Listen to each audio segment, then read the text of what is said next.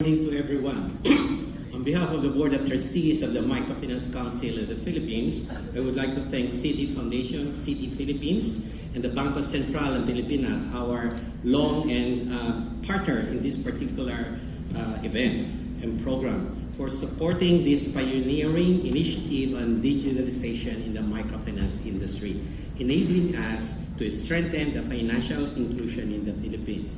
But as I move on with the particular program now, as I entered the bank earlier, I asked Mr. ChatGPT and Google, why are we meeting? Why exactly are we here? And here is the response of Mr. Google. You are meeting here and giving a special time for this event because of our nanays, or the program members.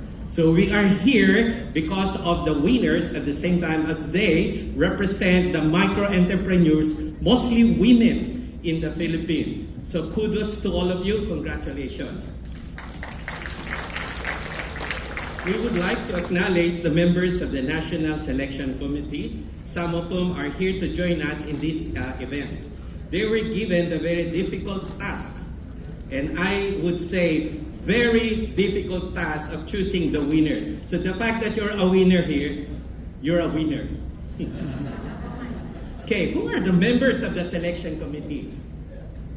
Okay, it's headed, co-chaired by Governor Eli Remolona of the Bangko Sentral ng Pilipinas, and then Mr. Paul Tavila, the co-chair of the CEO of Citi Philippines. We have Mr. Jose Maria Concepcion III, founder, Go Negosyo, and former presidential advisor.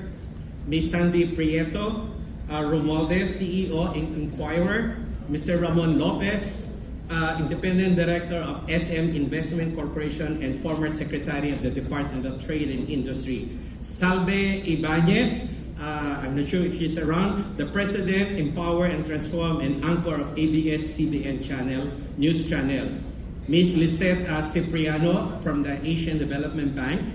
Attorney Rachel Gumantang Remalante, Director of Corporate Governance and Finance Department of the Securities and Exchange Commission. And Mr. Kenneth Francisco, the Deputy Treasurer of the Philippines Department of Finance Bureau of Treasury. And finally, the last but not the least, Mr. Joseph Francisco Ortega, who is the Chairperson of the National Youth Commission.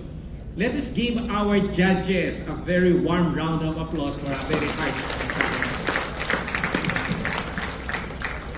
The video that we will be showing next will walk us through the evolution of the DFIA from the Citi Micro Entrepreneurship Award, MOTI, to CMA, to a program on financial inclusion with emphasis on digitalization. So ladies and gentlemen, let's watch the video.